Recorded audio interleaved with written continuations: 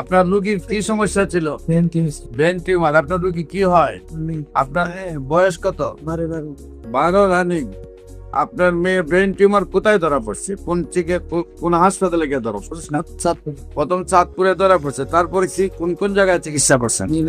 Beauty সায়েন্সে। তখন তো ডাক্তাররা কি বললেন? ওখানে আমরা করছিলাম রেডিমেড দ্বারা দিচ্ছে ওরা বিষ্কার সেমালিতে ওখানে করেছি শ্যামলিতে ব্রেন টিউমার অপারেশন করাইছে। অপারেশন করার পরে কি ধরা পড়লো? পরীক্ষা করছিলাম পরে বুঝলাম পরীক্ষার পরে ক্যান্সারের জীবাণু ধরা পড়লো নাকি? এখন আবার রিপোর্ট করছেন, 6 মাস ওষুধ খেয়েছেন আমাদের ক্যান্সার। অপারেশন ছাড়া ক্যান্সার ধরা পড়ছে, তারপর চলে আসছেন। আল্লাহ অশেষ রহমতের রিপোর্ট সম্পূর্ণ ভালো আসছে। হ্যাঁ, আর আপনার রোগীর অবস্থা কি? রোগীর অবস্থা আল্লাহর রহমতে ভালো। সম্মানিত দেশবাসী, বিশেষ করে আমরা কয় মাস ওষুধ খাওয়াইছে? 4 মাস ওষুধ খাওয়ার পরে রোগী সম্পূর্ণ রূপে সুস্থ আছেন।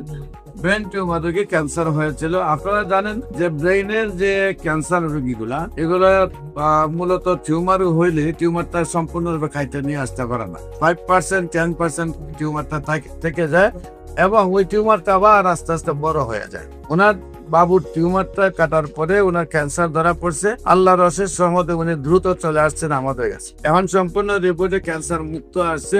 আল্লাহর রহমতে শারীরিক অবস্থায় ভালো আছে নাকি? শারীরিক অবস্থা ভালো আছে।